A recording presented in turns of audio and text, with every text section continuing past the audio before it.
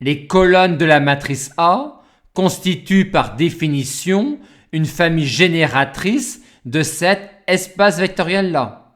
Aussi, si les colonnes de la matrice A constituent une famille libre, les colonnes de la matrice A constitueront une base de cet espace vectoriel-là, et donc sa dimension sera le nombre de colonnes de la matrice A.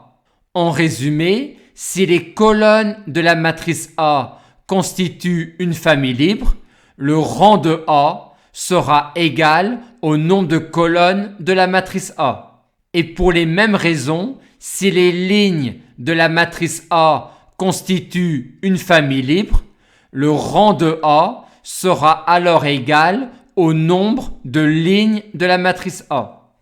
Aussi, en pratique, on pourra annoncer le rang de A uniquement quand les colonnes de la matrice A formeront une famille libre ou quand les lignes de la matrice A formeront une famille libre.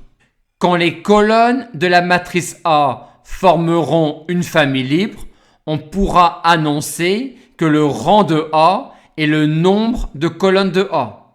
Et quand les lignes de la matrice A formeront une famille libre, on pourra annoncer que le rang de A est le nombre de lignes de A. Et pour quel type de matrice sera-t-on sûr que la famille de ces colonnes est libre? Pour les matrices qui sont échelonnées en colonnes par le haut ou par le bas. Pour savoir si une matrice est échelonnée en colonnes par le haut, on recherche pour chaque colonne en partant du haut la place du premier coefficient non nul que nous avons représenté sous la forme d'un rectangle rouge, et la matrice est alors dite échelonnée en colonnes par le haut quand les rectangles rouges apparaissent à des hauteurs toutes différentes. De même, pour savoir si une matrice est échelonnée en colonnes par le bas, on regarde pour chaque colonne la place du premier coefficient non nul en partant du bas. Premier coefficient non nul que l'on a représenté ici sous la forme d'un rectangle rouge. Et la matrice est alors dite échelonnée en colonnes par le bas quand les rectangles rouges apparaissent à des hauteurs toutes différentes. De même, pour quel type de matrice sera-t-on sûr que la famille de ces lignes est libre? Pour les matrices qui sont échelonnées en lignes par la gauche ou par la droite.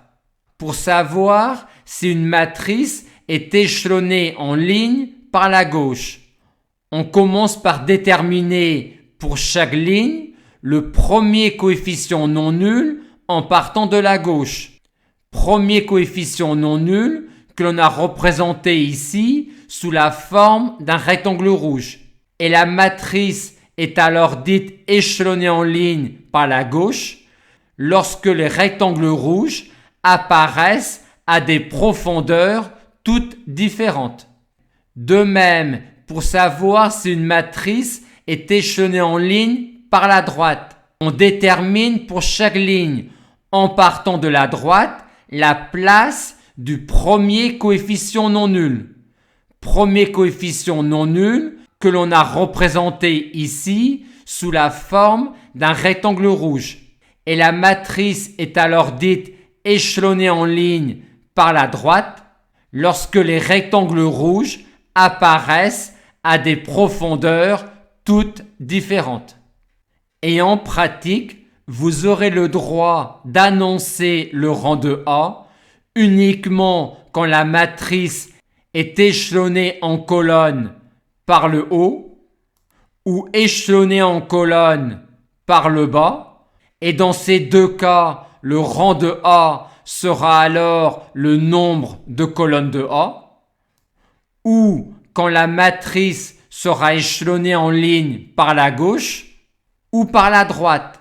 Et dans ces deux cas, on pourra alors annoncer que le rang de A est égal au nombre de lignes de A.